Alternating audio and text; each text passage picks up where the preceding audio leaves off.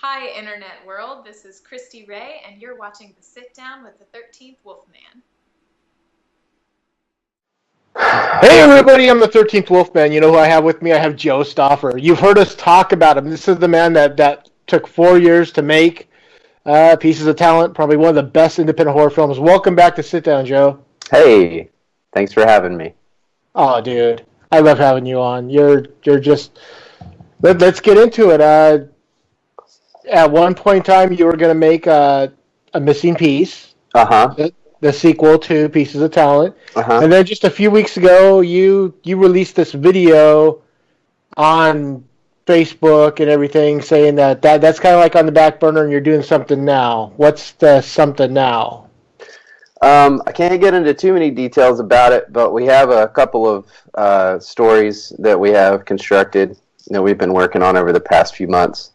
Me, Emily, and Mike Kirkpatrick have been working on them pretty hard. A missing piece, we just needed a break from those characters. That's you fun. know? Yeah.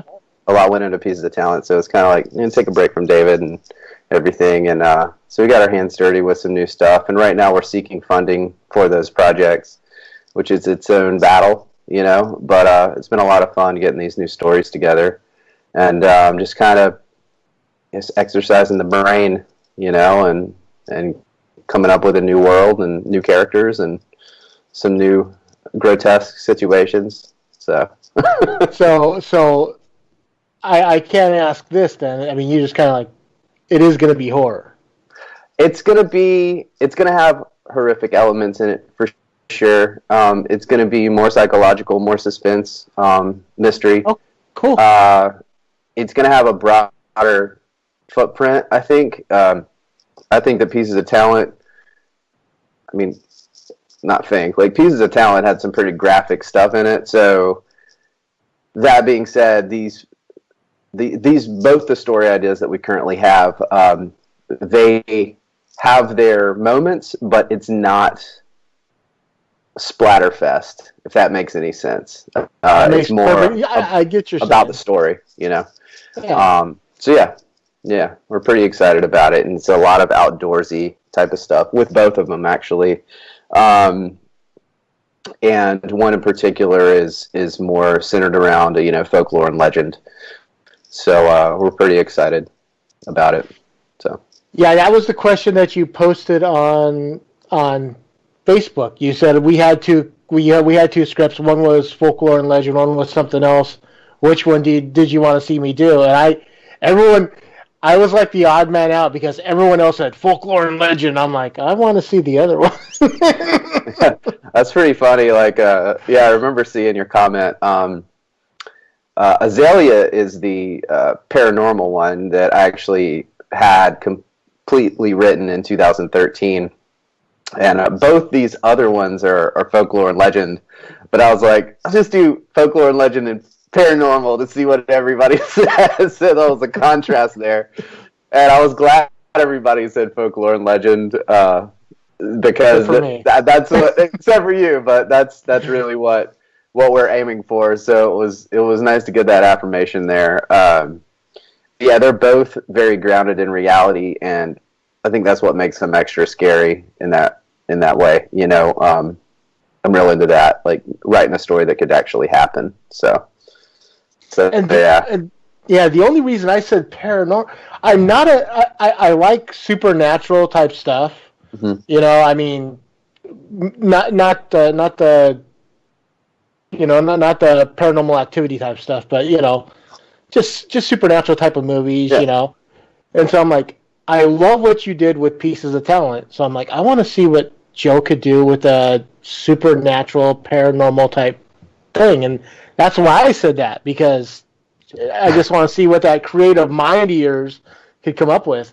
Well, I appreciate that. I mean, the paranormal story that we have is, I mean, I dig it. It's not it's like you said, it's not anything like a paranormal activity. It's about a haunting, and it's the way we wrote the characters is like they do what you would do if some shit started going down in your house. Like, you'd get the fuck out of there. You know what I mean? So they react appropriately, but then they dive into it and find out what's going on. So it's the reactions and behaviors of the character are not your typical, like, stupid horror movie character reactions. You know what I mean? Right. Yeah. No, and honestly, it's like, whether it's paranormal or it's folklore and legend, dude, I'm gonna see it because it's you. Because, like I said, you got one of those creative vibes that just works so well. Well, thanks, brother. I appreciate that. We're trying really hard to get a new one off the ground. I'm getting antsy, and there's a lot of stuff that goes in, on behind the scenes, and funding is no joke. It's not. What we're trying to do is not a Kickstarter level thing. It's not going to be able to be crowdfunded. I'm really not interested in that. It's crowdfunding is, I'm running a production company, and crowdfunding is its own day job, just running a successful crowdfunding campaign. And then you have a lot of obligations with that crowdfunding campaign. So it's... You actually attempted to crowdfund a missing piece. Mm-hmm. And that was like you just said, that was a monster in itself. It was what we did with a missing piece was we were funding the interactive aspect of the pre-production for the fan base in where we were essentially, we used every cent that we got in to create the content that we were mailing out. And so mind you, we were mailing out over 300 mailings a month all over the planet, which gets really expensive, So the donations were going into that. At the same time, we were in talks with a couple people about actually funding the film.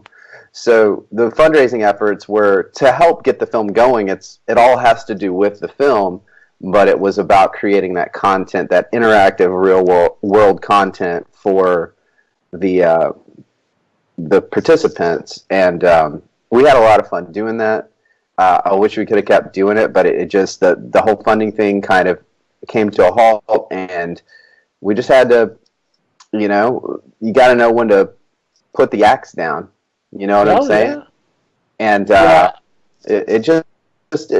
we were all exhausted. I was personally very exhausted from being on the road for a year, and so I'm glad we decided to kind of stop. And I've tried to make it clear several times to everyone on social media, where the funds went, because I think a lot of people are like, well, you raised $2,000, why haven't you shot a movie? And it's like, that doesn't even pay the food cost for everybody. Oh, dude. It's expensive. Like, if you want to take care of people and you want to make a real film, it's very, very expensive.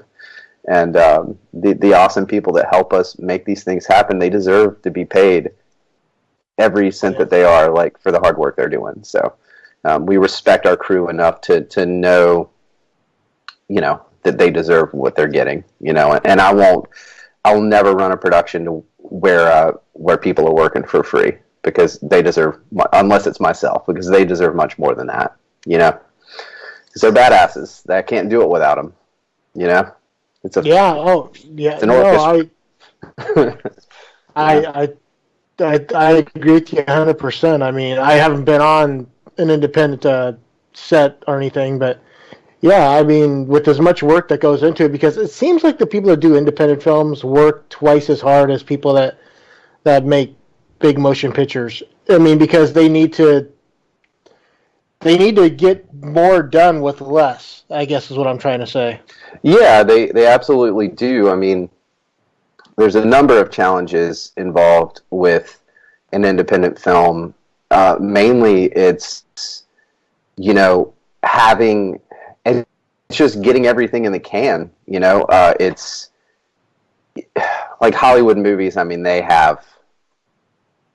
just hemorrhage money, they'll have off days and, literally be spending $80,000, $100,000 a day on off days when everyone's sitting around, eating sandwiches. So it's, when you're working with an indie budget, I mean, every second counts, every day counts, and and it's about being able to the balance, keeping it slim, keeping the crew slim, knowing who you need to have, who you absolutely have to have, and allowing yourself enough time to get it done. A lot of times, people try to shoot indie films in too small of a time limit. They give it, and they don't give themselves enough time, and they end up having a half-shot product, and they never get it complete. So it's a big balancing act, dealing with minimal budget and trying to maximize the result. So it is very, very much a balancing act. But if we get something going on, man, you should come out and hang out on set for a few days, and I'll put you to work.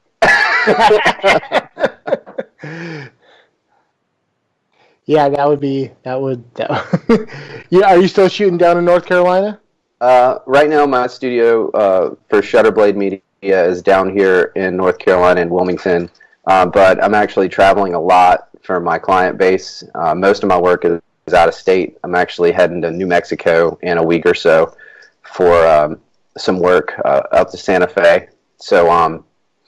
So we got that coming up, and we got a couple other random shoots like around the state. But everything is not in Wilmington. The film incentive thing pretty much killed out a lot of that, and a lot of my crew guys, they were forced to move down to South Carolina, down to Georgia. The guys I love to work with on the regular for the bigger film stuff. So they had to chase the work, and it was pretty sad to see how everyone was forced to disperse to Atlanta and everywhere else. Yeah, that sounds like a big pain when you lose all the guys that you're so used to using, Mm-hmm. Yeah, and I mean, I still call them up when we have stuff going on, but it's it hurts them worse than it hurts me, because they have to relocate their lives to make a living at what they're best at. It's a real shame that all the political stuff that went down in the state that affected it. It's pretty shitty of the people that were in charge of that whole shenanigan. So no, I won't say anything else about it, because I really don't follow the politics to be able to bitch about it too much, but I know it definitely affected the people that I know. Yeah. No, that's fine. It just sucks, man. I mean, you get used to a crew, or get some of these guys become your family. And, absolutely, man. I mean, along with that, we talked about it a little bit. You're also a musician and composer, and you do. I mean, the sound and the sound design on Pieces of Talent was pretty much all you. Mm-hmm. You've been working on some music for a while, and what kind of style would you say this music is? I mean, I know you're an artist, and you don't like to put labels on things, but I need to ask. I think it depends.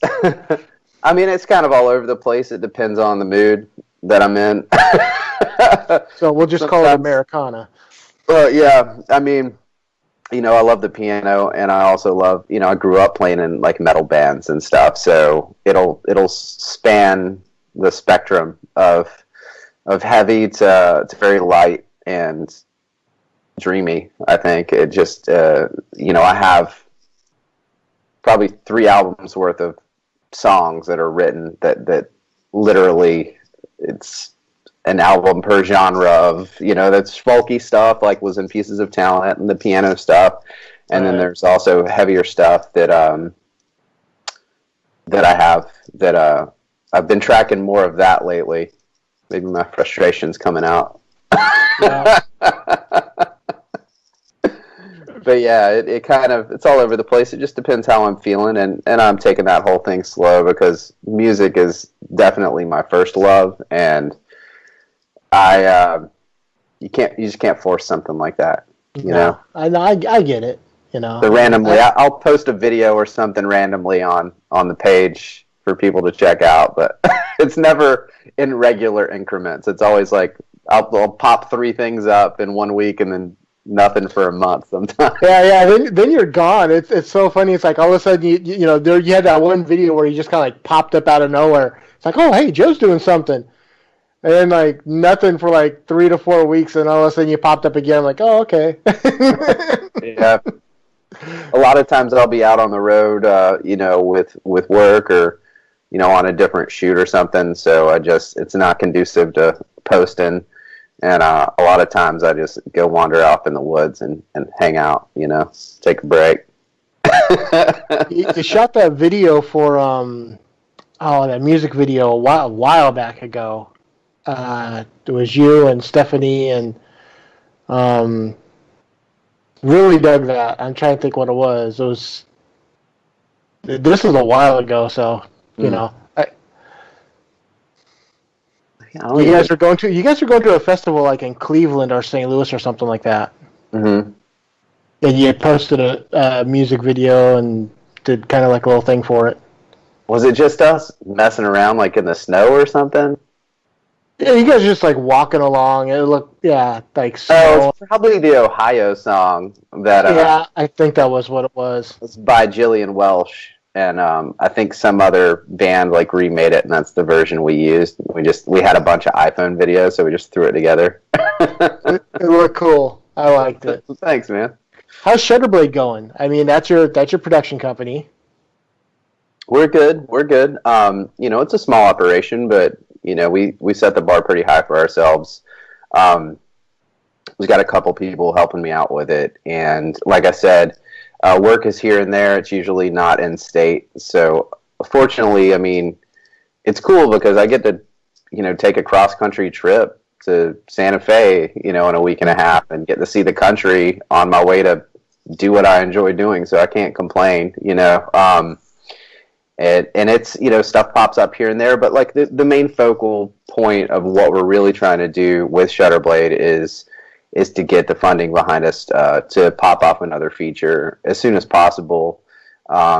It's been really difficult because I'm not much of a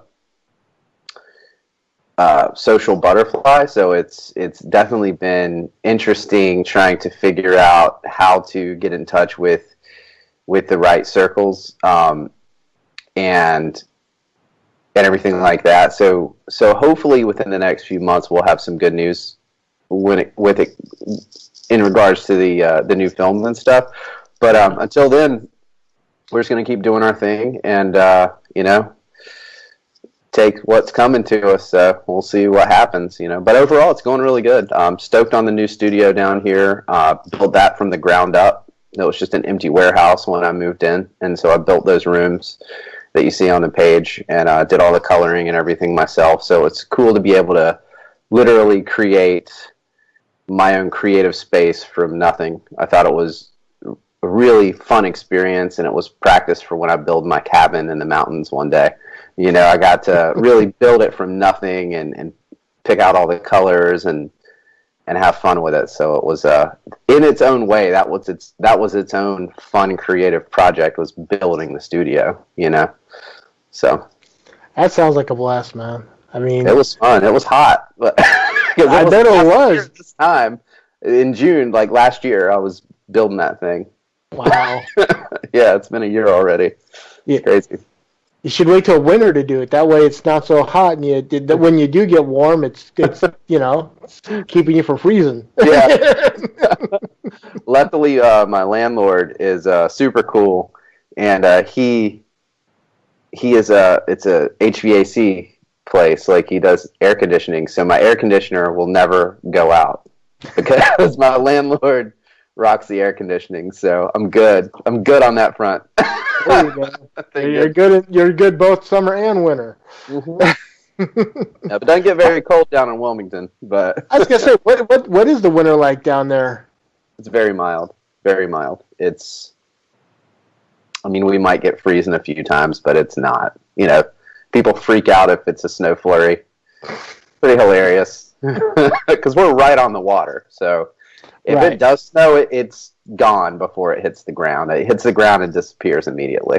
Same here. I live on an island in Washington State, so I know exactly what you're talking about. Yep.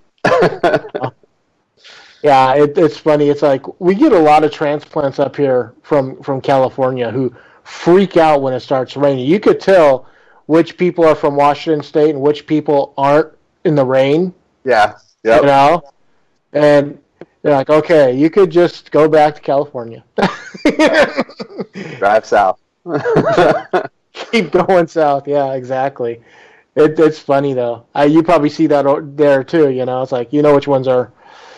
Yeah, there's a lot of newer developments around here, and we have a lot of northern transplants, and which actually is kind of the opposite because they're actually moving out of the shitty weather. So I'm sure they're stoked to have mild winters and have their property cost like a third of what it did in New York or wherever they're from, you know. So we have a lot of that, but yeah, I mean, when I was in Ohio year before last year, for a little while, it was interesting learning to drive in the snowy conditions and everything. It was tough. Yeah. You got to turn into the skid. Yeah. I just went super slow. I'm sure they saw my North Carolina tags and were just yelling at me in their cars. Yeah, exactly. Now, you just said a few minutes ago that at one point in time, Wilmington, North Carolina was like the place to film everything. Yeah, we had a lot of big shows here. I mean, Screen Gems is here. They have a studio here. I mean, they've shot. I mean, if you Googled it, there's so many films and shows that shot in North Carolina. Even as recently as last year and the year before, it's like as the tax incentive thing screwed everything up, everyone kind of finished and then packed up and left for the next. Like if it was a show, they wouldn't necessarily come back. They would, go wherever else. And there's still a few things shooting around, but nowhere near what it was. It's dried up a lot. That kind of. I mean, a show I watched, which this is gonna sound like everyone's going, "What? I watched One Tree Hill, and that shot down there." Yeah. But that kind of sucks about the tax incentives. They Hollywood wants to make movies here and TV shows here, but they don't want to pay the money. No, it's all about the bottom line when it comes to the illusion of Hollywood. It's all about what's going to give them the bigger numbers, and Jake Gyllenhaal and Meg Ryan. I don't know why those are the two people that came to my mind, but it's pretty random. Okay, we'll go with it. Those are just numbers to them. Like they don't. Yeah. They don't. So it's whatever state or area is going to give them the cheapest bottom line is what they're going to go with. So. No, I know, but there's a lot of people that complain about runaway productions. The ones that go up north, above me to Canada. This Washington is trying its hardest to get them to start bringing TV shows and movies back here. I know that they're filming. They started filming Twin Peaks back here again, and they're talking about bringing back Northern Exposure. Oh, cool! Right on. Yeah, it's a beautiful area. I was up there once. I'd like to go back again. Hopefully I can get up there sometime this year. That'd be awesome.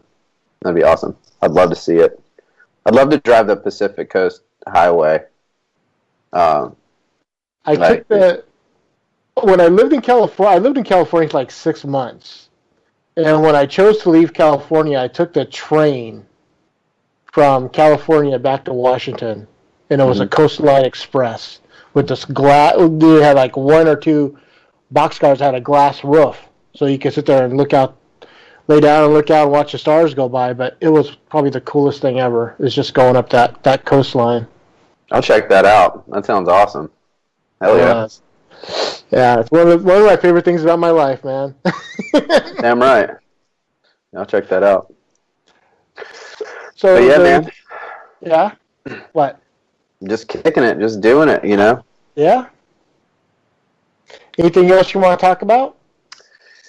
Nah, man. I mean, you got anything else for me? I'm sorry, I'm a bit tired today, but... That's why I just wasn't sure if you want... I'm asking the questions, but I'm just not sure if you have anything on your mind that you yourself want to bring up. I think anyone that knows the movie or knows me that watches this, I want them to know that we're working really hard to bring you another film, but the only way that's going to happen is if it's done the right way. So if it takes 5 more years, then it will take 5 more fucking years. But it's going to be done right when it comes at you. So have faith. There's a lot of sleepless nights over here trying to work some magic. So don't think I'm slacking off. Dude, I honestly never think you're slacking off. I think you're probably one of the hardest working people I know.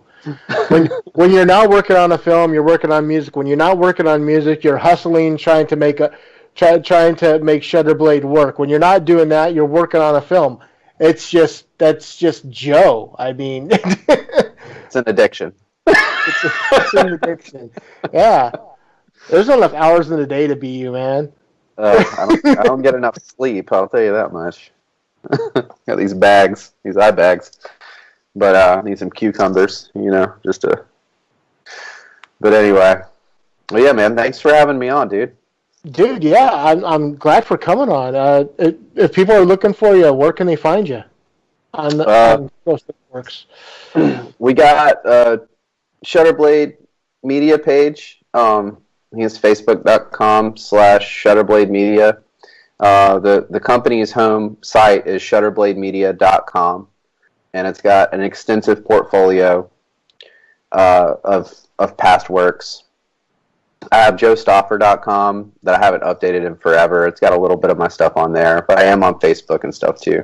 And the Pieces of Talent Facebook page is back up, and we got this online store and everything up for that too. So yeah. And one more thing I did want to bring up. I meant to bring up earlier is the sale of all the Blu-rays. How's that going?